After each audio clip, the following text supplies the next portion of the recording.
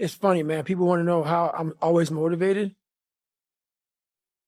It's the unseen work, which you just said is a true statement. Those are false dopamine hits that people are giving you, man. There's no belief in that. These are teamwork dopamine. Like, I'm out running at 2 o'clock in the morning, 1 o'clock in the morning, in the gym, long sessions by myself. That's real. How I'm able to just extract dopamine, the good dopamine whenever I want. Man, I've trained 99% of my life alone. No one pat me on the back. I did all of the work alone. And while I'm still hard on myself, I know what I did. So whenever times get bad for me, people, all this, who's going to carry the boats and law? That's real. I hate that people know me for that guy, because that guy is not every fucking day. Like, when they see me, they want that energy. That's not me every day. I can extract it immediately when I need to, because when you train alone, and I lived alone for so many years in this misery, and you're able to get out of it by yourself, I can take myself to such a level of real passion and purpose. And like, the feeling I get is something I can't even explain by myself. I don't need anyone. That's why people come to me to motivate them. No one can motivate me. I have a resume full of motivation that whenever I'm down, I'm like, oh, hang on, motherfucker. Oh, you know the truth. You know the truth. You know the darkness of the fucking dungeons and the fucking demons that fly. You know. And then from there, it's like, oh, okay, you were there. You know this. There was no one there to pick up the rucksack, to pick up the boat, to pick up the log, to go in there. It was you. It was you. There was no pat on the fucking back at 300, at 275, at 250, at 220. No, that was you.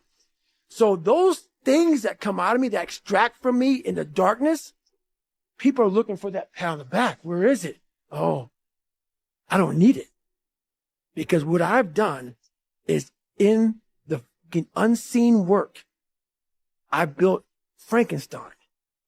So whenever shit gets nasty, David Goggins goes, you had nobody anyway, motherfucker.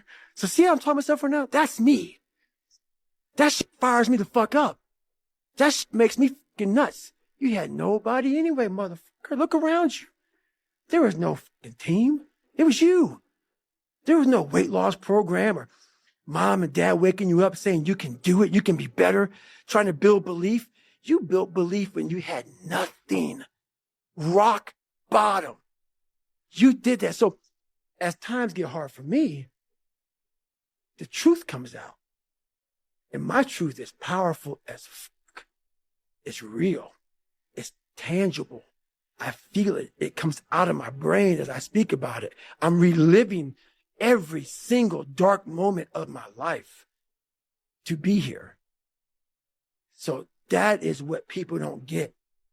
That is what motivates David Goggins, is the unseen work. But everybody needs that pat on the back. They need that training partner. They need that accountability coach. I don't need that shit. And neither do they. But it's what we've trained ourselves to believe that we need.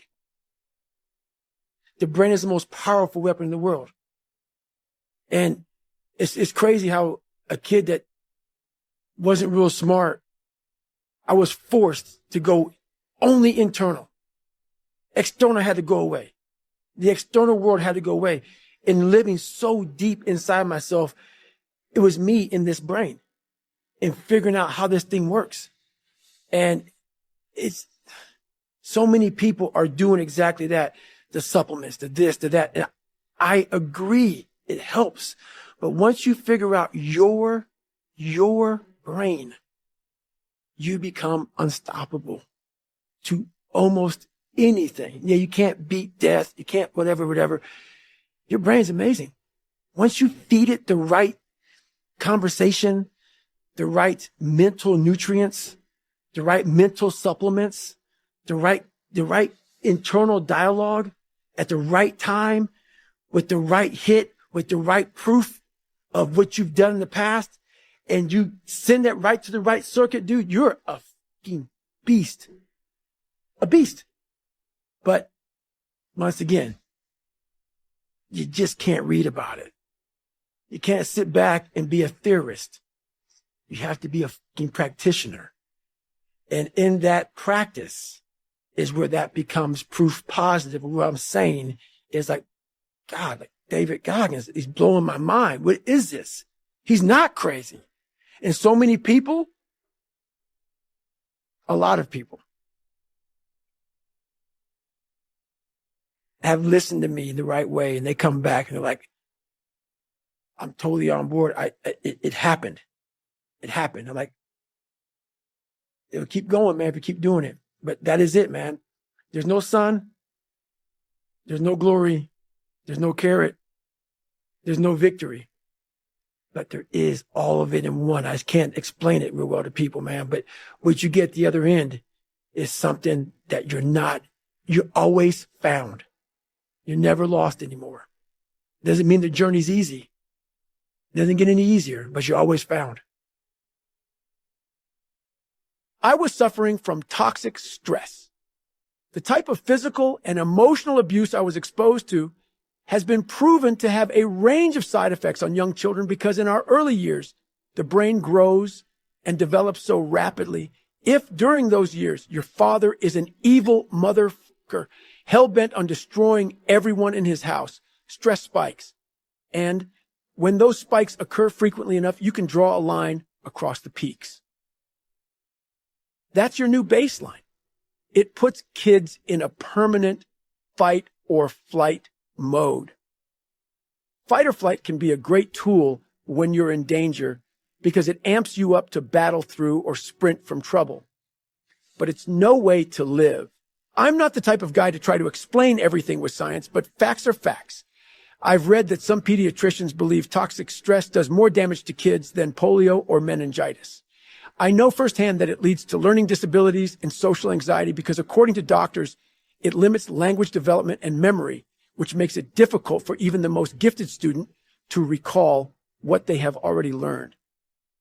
Looking at the long game, when kids like me grow up, they face an increased risk for clinical depression, heart disease, obesity, and cancer, not to mention smoking, alcoholism, and drug abuse.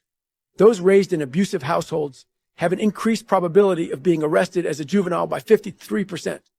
Their odds of committing a violent crime as an adult are increased by 38%. I was the poster child of that generic term we've all heard before. At-risk youth. My mother wasn't the one raising a thug. Look at the numbers and it's clear. If anyone put me on a destructive path, it was Goggins. I didn't stay in group therapy for long, and I didn't take Ritalin either. My mom picked me up after my second session, and I sat in the front seat of her car wearing a 1,000-yard stare. Mom, I'm not going back, I said. These boys are crazy. She agreed. But I was still a damaged kid. And while there are proven interventions on the best way to teach and manage kids who suffer from toxic stress, it's fair to say that Ms. D didn't get those memos. I can't blame her for her own ignorance. The science wasn't nearly as clear in the 1980s as it is now.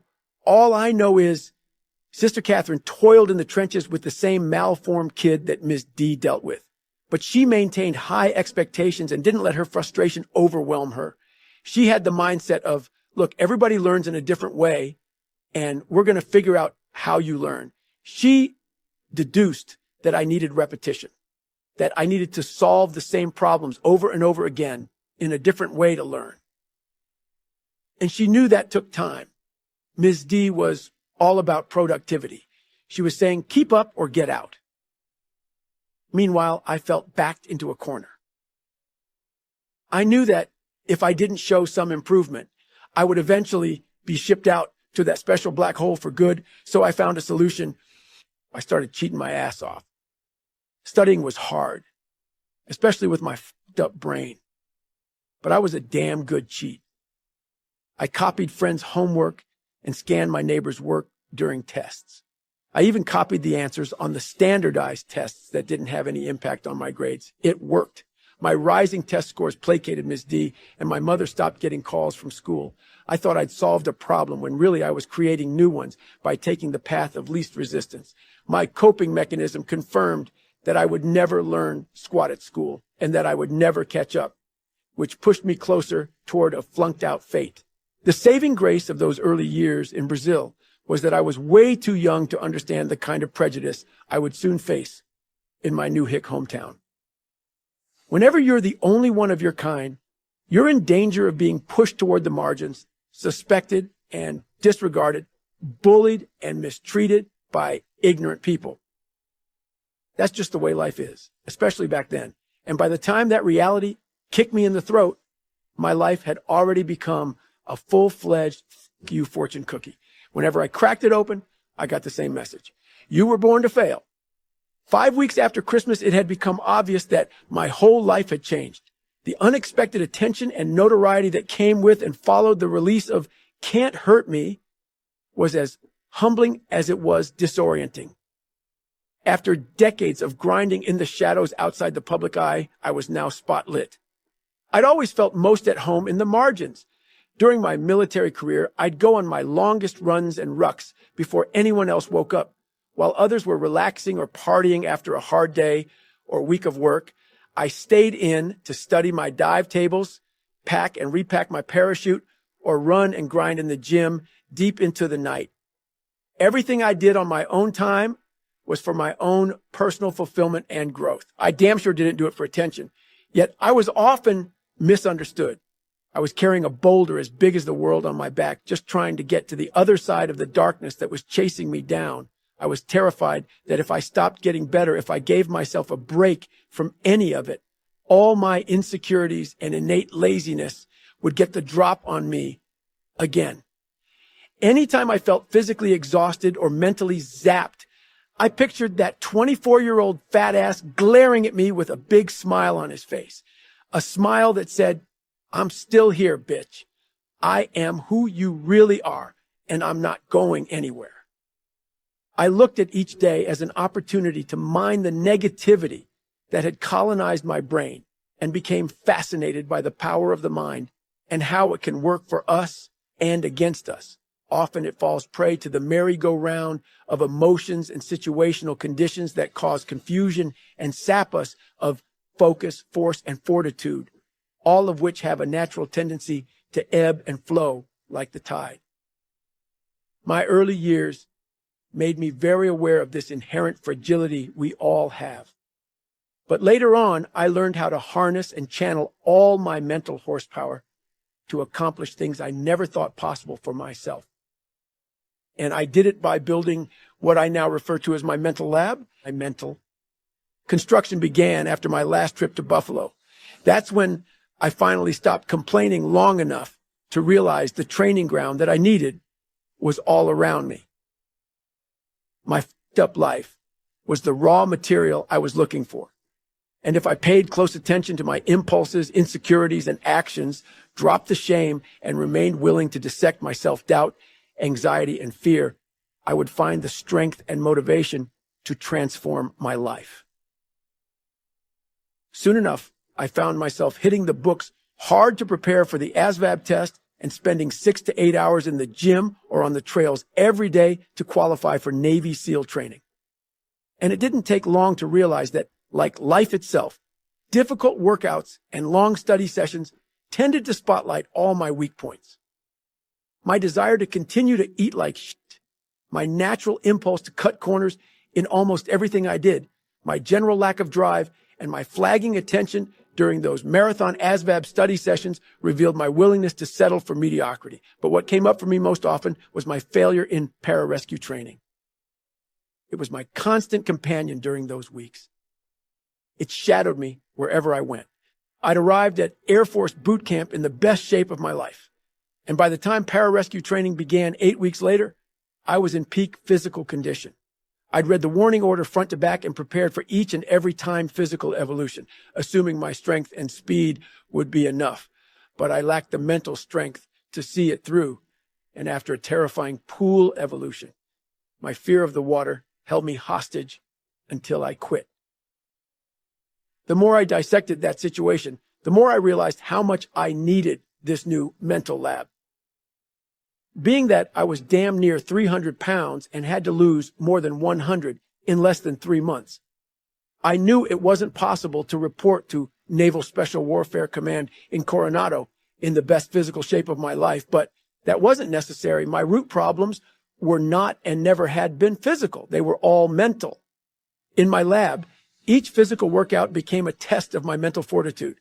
I stopped caring about how my body looked. You don't need six-pack abs when your mind is steel-plated. From that point on, each run, every hour on the pull-up bar, and all my late-night study sessions became experiments conducted to see how long my mind would hold out when I continued to apply more and more pressure. I was creating a motherfucker that was mentally prepared to do anything it took to become a SEAL, even if it meant experiencing 3 hell weeks and running on broken legs. Those same experiments continued for the next 20 years. And through all my countless trials, tumbles, and failures, I cultivated an alter ego, a savage who refused to quit under almost any circumstance, someone capable of overcoming any and all obstacles. I felt compelled to share what I learned in the lab because I knew it could help people. And what started as a slow reveal of my inner drive on social media swelled to a deep confession in Can't Hurt Me. Anybody who tuned in or turned the page knew exactly where I came from and what drives me. But one thing I never shared was that there were 2 sides to my psyche and soul. If you don't feel like you're good enough, if your life lacks meaning and time feels like it's slipping through your fingers, there is only one option. Recreate yourself in your own mental lab. Somewhere you can be alone with your thoughts and wrestle with the substance of what and who you want to be in your one short life on earth. If it feels right, create an alter ego to access some of that dark matter in your own mind. That's what I did. In my mind, David Goggins wasn't the savage motherfucker who accomplished all the hard shit. It was Goggins who did that. David was the kid born with one eye closed and raised scared and shackled. There is nothing inherently special about